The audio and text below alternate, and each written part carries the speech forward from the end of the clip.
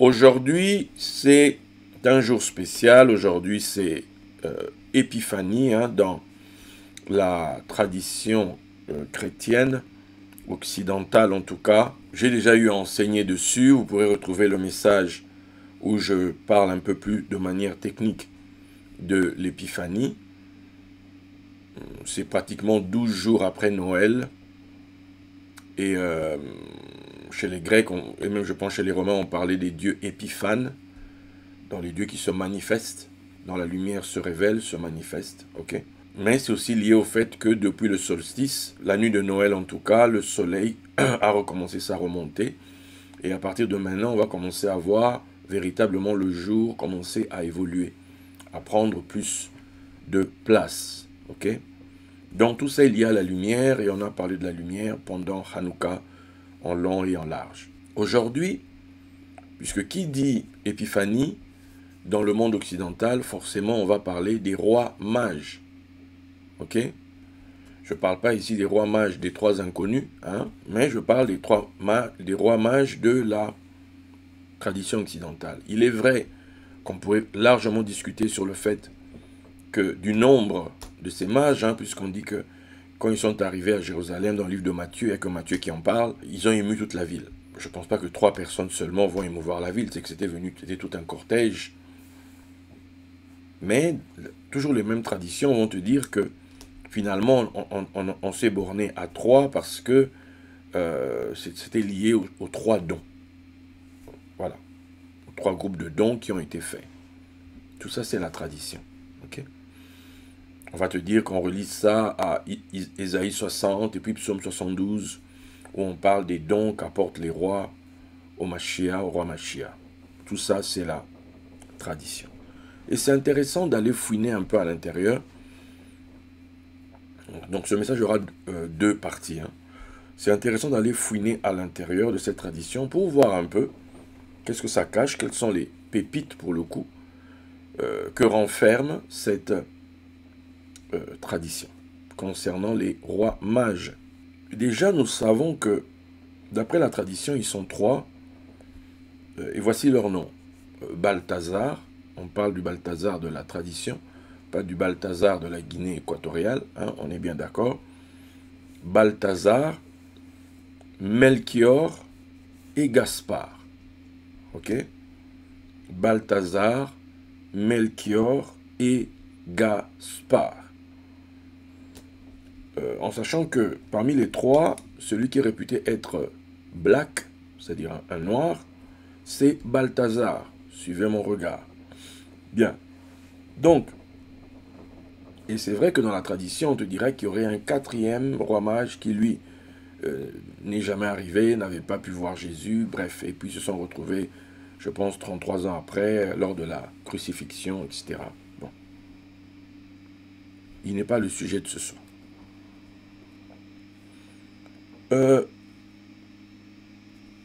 La signification des noms.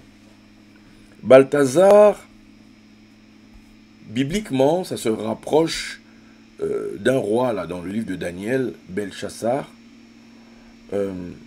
C'est aussi proche du nom qui a été donné à Daniel par Nebuchadnezzar, Belchassar aussi. Et Belchassar, bon, plusieurs traditions vont te donner des traductions, des tentatives. Certaines vont te dire que Bel c'est le Seigneur, c'est le Maître, bref. Bel Shara Utsur ou Bel Shassar Utsur. Bon, ça dépend. Ça signifierait Bel protège le roi ou bien le protecteur du Seigneur, le protecteur du Maître. Premier point. Donc il y a ici l'idée de protection. Et la tradition dira que Bel Balthazar, pour le coup, ou Bel Shara Utsur, ou Bel Shassar, Bel protège le roi, c'est celui qui apporte la myrrhe. Celui qui apporte la myrrhe, parce que n'oublions pas, ils apportent 3 présents. Quand on parle des rois mages, forcément c'est relié au présent. Au présent qu'ils apportent à ce Christ qui est apparu. Ils apportent des présents à cette lumière qui est apparue. Ok? 2. On a Melchior. Melchior, c'est un peu lié à l'hébreu, qui signifierait donc mon roi et lumière. Mon roi et lumière, Melchior. Ok? Lui, on dit que voilà, maintenant, selon la tradition, il offre soit l'encens, soit l'or. On va partir sur l'encens. Vous comprendrez après. Melchior offre l'encens. Melchior, mon roi et lumière. Et le troisième, qui je pense va être très intéressant pour nous, c'est Gaspard. Gaspard, lui, ça vient d'un mot, d'un nom hébreu d'origine perse, Gizbar. Gizbar. Gizbar. Gimel Zayin Betresh. Gizbar, signifiant maître de trésor, gardien du trésor ou trésorier. Gizbar. Donc Gaspard, donc c'est le gardien des trésors, et c'est celui qui vient donc offrir l'or. Donc, nous avons là 3 individus qui chacun va jouer un rôle. Dans cette journée-là, n'oublions pas, ils viennent voir le Christ qui est né. Ils viennent donc le voir et ils viennent lui apporter des présents. Ils viennent lui faire des cadeaux. Essayons de voir chacun de ces cadeaux. Si nous commençons avec Balthazar. Il faut déjà savoir que d'après la tradition, certaines traditions, Balthazar c'est le plus jeune. Certaines traditions font que Balthazar doit avoir la vingtaine, Melchior la quarantaine, Gaspard la soixantaine. Vous verrez que certaines traditions inversent Melchior et Gaspard. Mais on ne touche pas à Balthazar. Balthazar, c'est le jeune. Lui apporte la myrrhe. Il faut savoir que la myrrhe en hébreu mort, memresh, était recherchée pour son parfum. Et en Israël, on l'utilisait comme l'une des composantes de l'onction. L'onction sainte, quand on devait fabriquer l'huile d'onction, on utilisait de la myrrhe. On l'utilisait aussi en note de fond, vu sa note chaude et balsamique, elle était souvent intégrée dans les parfums orientaux. Parce que, étant sucrée et tenace, elle reste sur la peau lorsque les autres flagrances se sont envolées. Donc c'est le parfum qui te colle à la peau, quoi. Ok? La myrrhe. Mais la myrrhe avec mort comme mot, c'est la base du mot marar, être amer. Être amer. Donc il y a le côté amer. Okay? D'où on dit souvent quand on parle de la myrrhe, on parle des souffrances. Puisque la myrrhe a été utilisée aussi pour embaumer. Au moment où Yeshua est mort, on va dire, Nicodème était venu avec de la myrrhe, etc., pour embaumer son corps. La myrrhe était utilisée pendant 6 mois pour les femmes qui se préparaient à aller rencontrer le roi. Pendant 6 mois, on s'occupait d'elles avec de la myrrhe. Et les 6 mois d'après, c'était avec des aromates et puis d'autres produits. Mais les 6 premiers mois, c'était la myrrhe. Et vous allez retrouver la myrrhe dans Exode 30, 23. Là, j'ai dit par rapport à la composition de l'huile d'onction. Je viens de parler d'Esther, c'est dans Esther 2.12. Vous allez retrouver le psaume 45, verset 8. On te dit que la myrrhe, la cinnamone, l'aloès, etc. parfument tes vêtements. Ok? Psaume 45, verset 8. Et puis on te parle dans Cantique 3.6 aussi, qui est celui-ci, qui vient du désert, etc. On dit, il a de la myrrhe sur lui. Donc, on voit bien que la myrrhe fait partie de la vie, fait partie, en tout cas, avant d'arriver à la royauté, avant d'accéder déjà à devoir le roi, il fallait d'abord passer par la myrrhe. Il y a autre chose dont on parle par rapport à la myrrhe, c'est que mélangée à du vin, la myrrhe en augmentait la vertu euphorisante. D'où ce breuvage était parfois proposé aux suppliciés pour atténuer leur souffrance, en fait. On mélangeait la myrrhe avec le vin, ça rendait ça euphorique, quoi. Hein? Ça vous rendait euphorique, là. Ah, tu as mal, mais à cause de la myrrhe, t'as mal, j'ai pas mal, t'as mal. Bon, c'est un peu Rocky avant l'heure. Voilà. Donc, c'est le cas de Jésus dans Marc 15, verset 23. Ok? Donc, la myrrhe, on l'utilisait pour embaumer les morts. Il y avait une odeur. Donc, ça cassait l'odeur quelque part. Il y avait la mort, mais il y avait une autre odeur différente. C'était un parfum. Et la myrrhe était très recherchée pour son parfum. Ok? Donc, ce qu'on vient apporter là, à ce Christ, c'est pas quelque chose sans valeur, c'est quelque chose qui est hautement recherché, quelque chose qui a de la valeur. Mais quelque chose qui révèle tout un enseignement, en fait. Celui qui donne ça, il a 20 ans dans le texte, dans la tradition, 20 ans. Ça me permet de faire un petit stop ici. On vit dans une civilisation où, hier par exemple, on était dans une célébration, une fête d'anniversaire, et la personne a eu 40 ans. Forcément, quand on entend 40 ans, pour nous qui sommes de la Torah, on va forcément dire Moïse âgé de 40 ans, Moïse devenu grand, c'est âgé de 40 ans.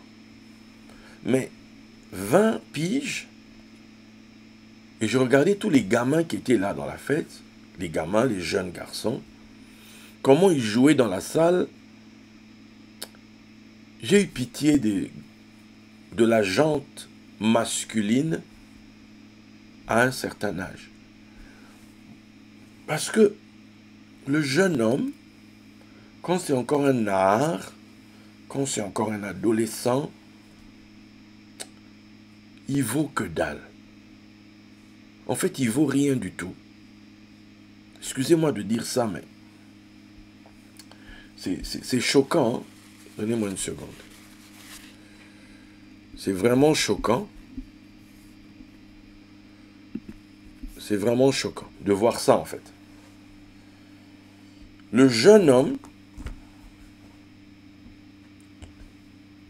à 20 ans,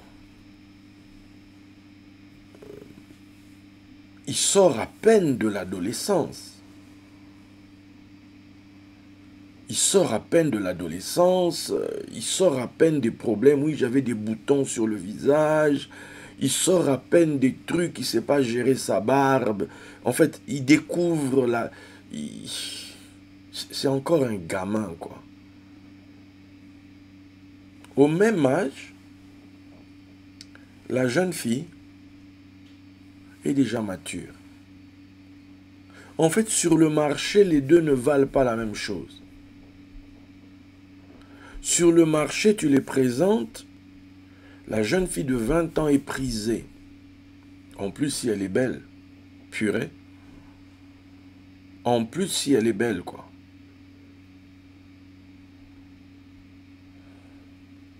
Mais le jeune homme, à 20 ans, c'est là il est convoqué à l'armée. À 20 ans, on l'arrache du toit paternel, d'une certaine manière, on l'arrache de chez ses parents. Il doit aller découvrir l'armée, il doit aller se mettre sous les ordres. Il doit aller servir. Il est convoqué par le roi, il doit aller au service de plus grand que lui. Et nous connaissons ici les souffrances de Christ. En fait, on te dit que, puisque l'Amir, donc, on lui présente, hein, le jeune va dire, tu vas souffrir. Dans ta vie, il y a une part de souffrance. Cette part de souffrance, les souffrances de Christ, on devrait pouvoir l'intégrer dans l'éducation de nos enfants. On devrait pouvoir l'intégrer. C'est vrai, on a dit les enfants vont aller à l'école. Ils vont à l'école, mais qu'est-ce qu'on leur apprend à l'école? Ils vont à l'école, qu'est-ce qu'on leur donne à l'école? Les gens sortent de l'école, ils ont juste des informations sur la vie. Mais les vraies choses, ils ne les ont pas reçues. Les choses qui transforment l'individu, qui le connectent à la nature, qui vont faire de lui un grand sur la terre, on ne le lui a pas donné. À 20 ans, moi j'ai eu mon bac à 17 ans. Normalement on l'a à 18, moi je l'ai eu à 17. Et j'ai eu mes 20 ans quand je suis venu en France. Entre-temps, j'étais déjà en 2e année à l'université. Moi, la chose qui m'a sauvé, c'est que quand j'ai donné ma vie au Seigneur, ça m'a obligé à rentrer à l'intérieur de moi-même. Ça m'a obligé à commencer à réaliser que le monde ne tourne pas seulement comme je pouvais l'imaginer quelques années plus tôt. Quand j'ai eu 20 ans, j'étais déjà à Paris, mais à 20 ans, j'avais déjà été confronté à des démons qui se manifestent des personnes, et puis qu'on les chasse dans le nom de Jésus, etc. J'ai été confronté à des gens qui prophétisent des choses, et puis les choses se font. J'ai été confronté au surnaturel, en fait. À 20 ans, c'est le moment où moi, j'ai décidé que ce que je voulais de ma vie, ce n'était pas ce que j'avais prévu là depuis plusieurs années, c'est-à-dire faire le droit et puis devenir je ne sais pas quoi, juriste. Non, ce que je voulais, c'était Dieu, en fait. Je voulais Dieu. Je voulais servir ce Dieu-là. Moi aussi, je voulais et j'allais désormais le suivre. Donc, j'ai arrêté tout ce que j'avais commencé à faire. Ça m'a valu des combats.